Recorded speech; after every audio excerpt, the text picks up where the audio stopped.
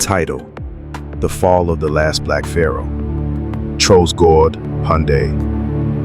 I watched as the last temple of Amun burned, and I knew our time was ending. The sky above Napata was red with smoke, and the cries of warriors echoed across the Nile. This was not just the end of a battle, it was the end of a kingdom. Chos. A long time ago, in the deserts and green lands south of Egypt, there lived a powerful African kingdom called Kush.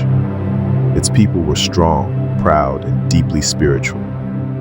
They built great cities like Napata and Meroe, raised tall pyramids, and worshipped gods like Amun. But what made Kush famous across Africa and beyond was this: they ruled Egypt.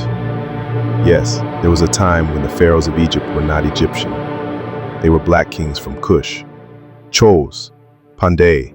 The greatest of them was Pharaoh Pa. He came from the south, from the land of Kush, riding with warriors and priests.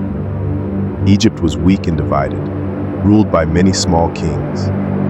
Pa defeated them all, but he did not destroy Egypt. He respected it. He loved its gods, and he became its ruler. For many years after Pa, the Kushite pharaohs ruled Egypt with wisdom and strength. This time was called the 25th dynasty. They built temples, protected the old ways, and tried to unite the land. Chos, Pandey. But trouble was coming from the east. A new empire was rising, the Assyrians. They had powerful iron weapons and large armies. They did not care about gods or temples. They wanted control. Chos, Pandey, Pharaoh Taharka, one of the bravest Kushite kings, fought the Assyrians. He won some battles, but the war was too big. One by one, Egyptian cities fell. The Assyrians marched into Egypt and took over. Taharka was forced to flee south, back to Kush. The Kushite rule over Egypt had ended. Chos, Pandey. Back in Kush, the kings still ruled from Meroe, but things were changing. Trade with Egypt slowed.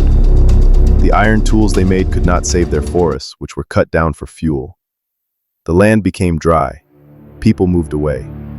Enemies from the west and north grew stronger.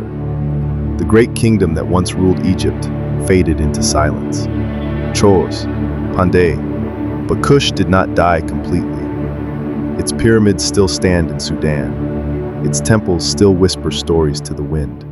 And its blood runs through the people who still live along the Nile today. Chos. This was the story of Kush, a kingdom that rose from the south, ruled the north, and left behind a legacy carved in stone and sand.